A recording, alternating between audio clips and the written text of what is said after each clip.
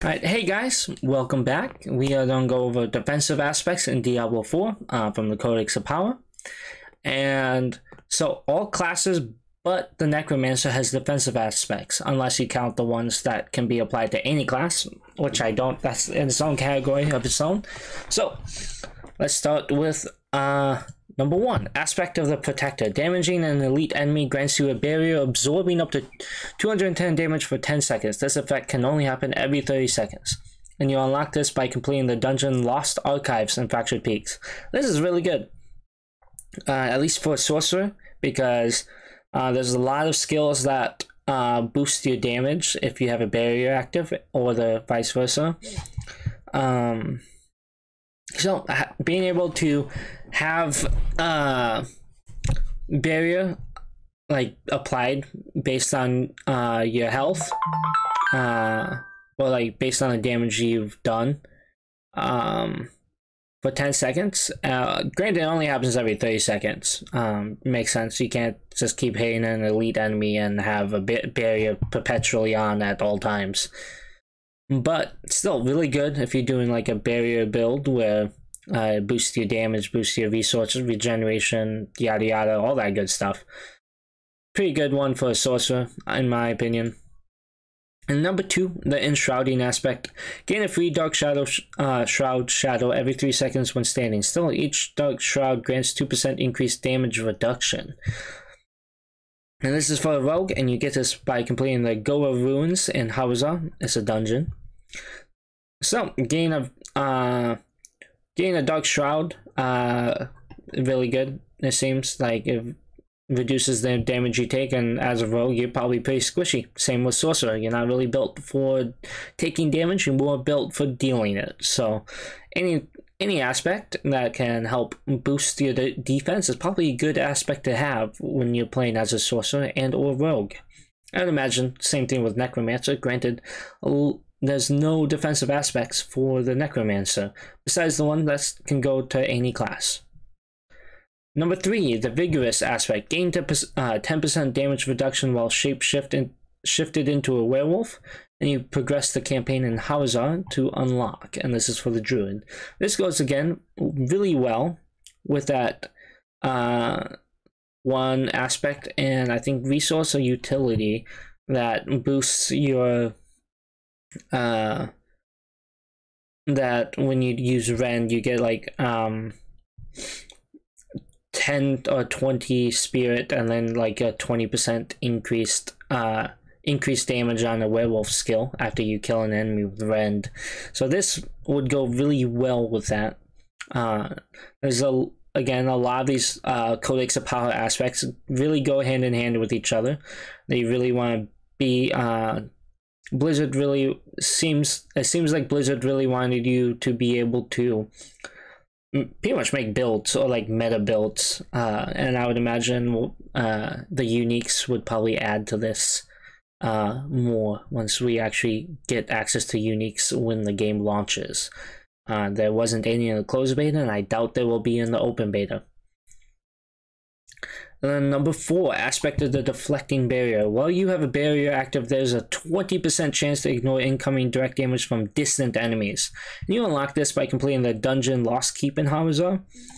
This would be good for a sorcerer. Again, I feel like a lot of these barrier skills are really good for a sorcerer because there's a lot of boosts that you can get from having a barrier active, and just having an additional boost when you have a barrier active is way better, like really good. As having barrier skills as a sorcerer is like a must-have, at least one. You don't need either the ice armor or the fire armor one.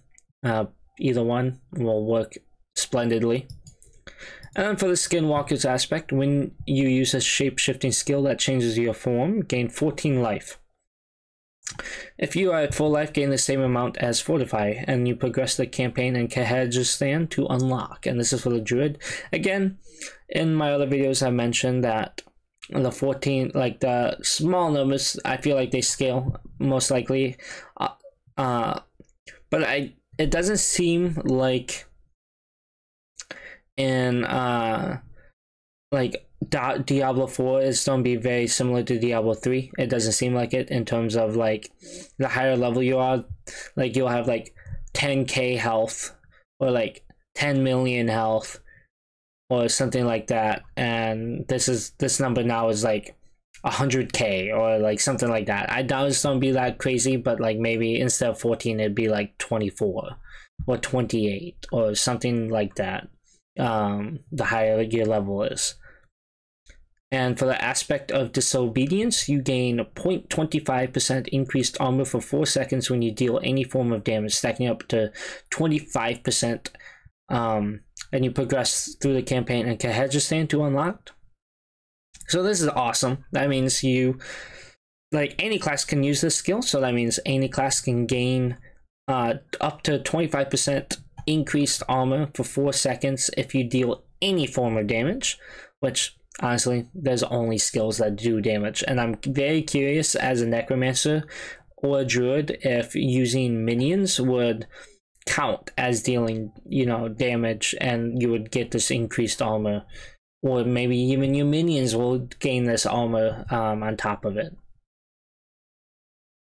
And then number 7, aspect of might. Basic skills grant 25% damage reduction for 4 seconds, and you progress through the campaign in dry steps to unlock this. And this again goes to any class. So that's really good. It means if you're just normal attacking, this would be it for you. This aspect, like if you had a high level basic skill, multiple high level basic skills, that's the kind of build you want. This is the aspect for you. You gain 25% damage reduction for 4 seconds if you damage an enemy with it, I would imagine. So that's awesome. I don't know if it's on cast or on damage. And then aspect of Bolkathos. Leap creates an earthquake that deals 109 physical damage over 4 seconds. While standing in an earthquakes, you gain I don't know, it says I can edit it, but I don't care right now. You gain 5% increased damage reduction, and you progress the camping and Hauser to unlock, and this is for the barbarian. This would go hand in hand with that mobility aspect that that resets your leap cooldown, because then you can use your kick or stomp after you already used leap to redo your leap, and then create another earthquake by leaping, and then gain 5% increased damage reduction for probably the period of time that that earthquake lasts, or as long as you're standing in the earthquake. Then the aspect of cyclonic force.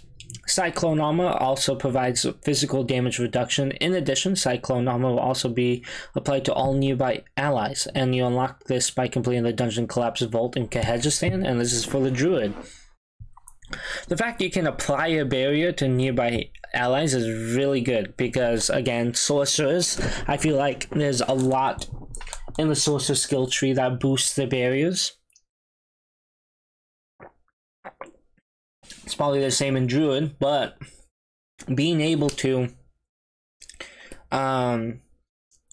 apply a barrier to, say, you could potentially keep a sorcerer's barrier consistently active, that they always have a barrier applied at all times. And that's really cool. That'd be really good. Also means you're not taking damage. Like, your barrier takes damage before you do. And then aspect of numbing wrath. Each point of fury generated while at maximum fury grants 0.8 fortify. And then progress the campaign and Hauser to unlock and the barbarian. So that means as long as you're generating fury and you don't do anything, like cast any skills that require fury. So if you only have like cooldown skills that don't need fury at all to activate, that means that as long as you're doing damage with basic skills, you could keep that fortify up at all times and kind of just tank damage. And if you have thorns as well, you're ending groups of enemies. And then the snow guards aspect. While within your own blizzard, you take 10% less damage, progress the campaign, and Hawazar to unlock, and this is for the sorcerer.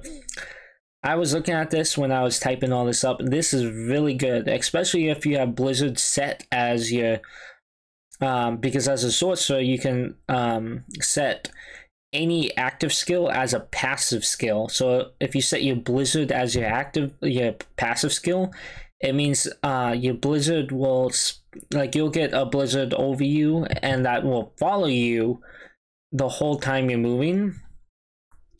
So having your blizzard as passive and have this on top of that, you're taking 10% less damage like every 10 seconds.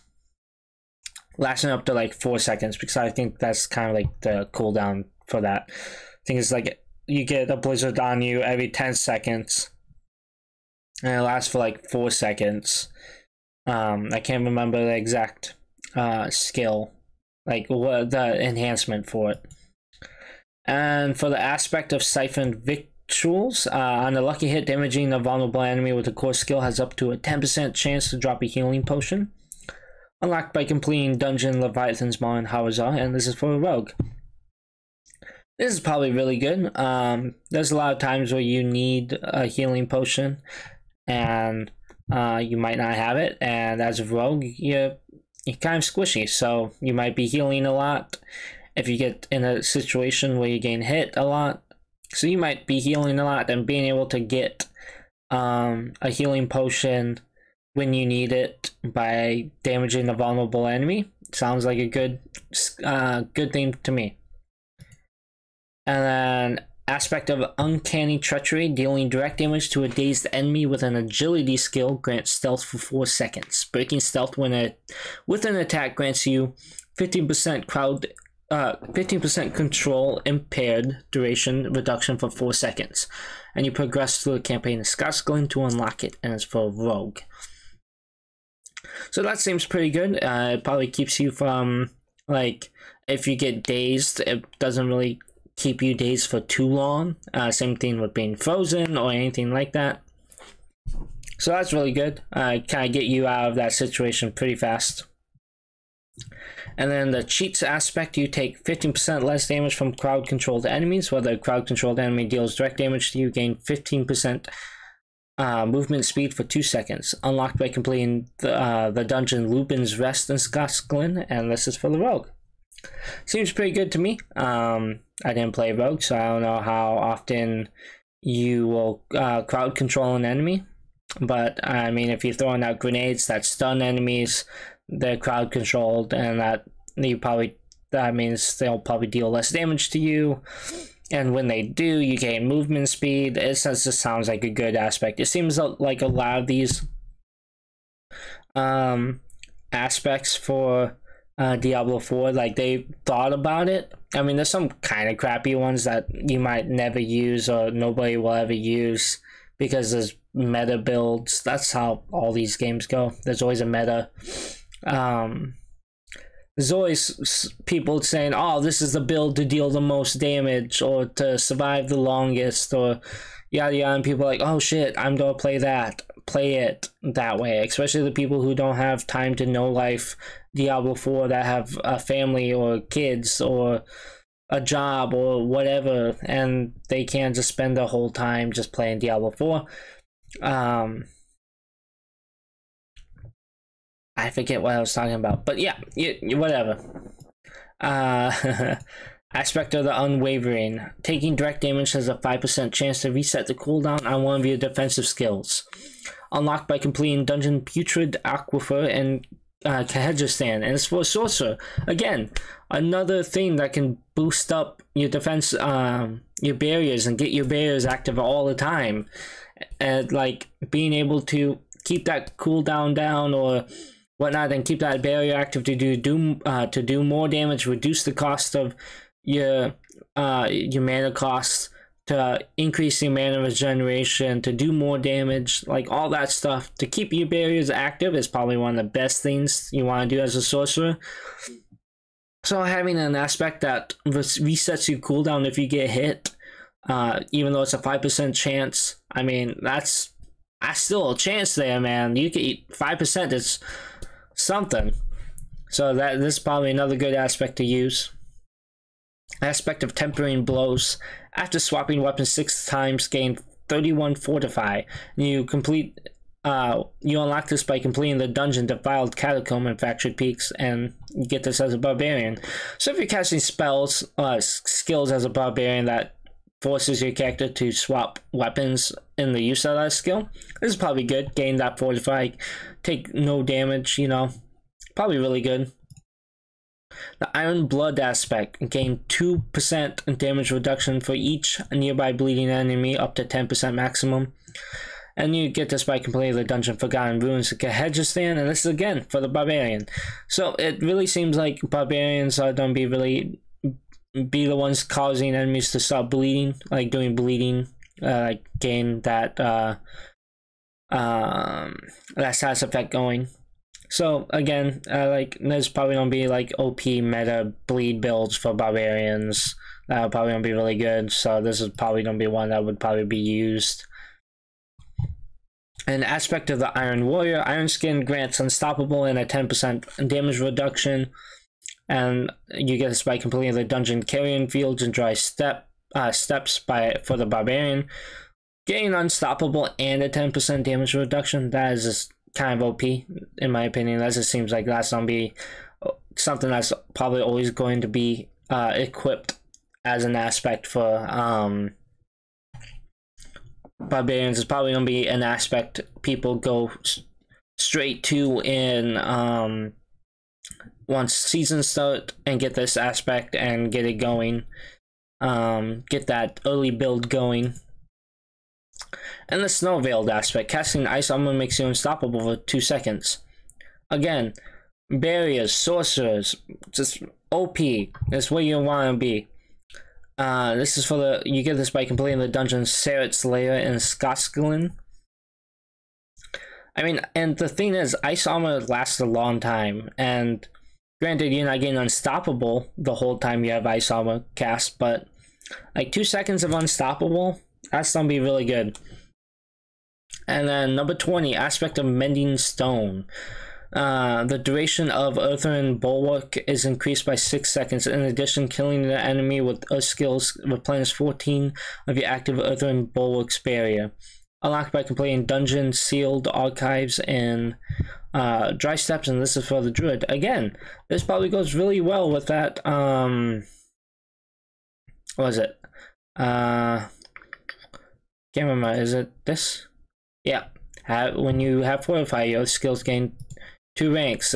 So if you're Fortified, I don't know if Earthen Bulwark is technically grants you Fortify, but if you have a Fortification skill and you have Fortification up while, and then you get Earthen Bulwark up, you can get +2 to that skill from Ballistic Aspect, so that's probably going to be really good. And also, what was it?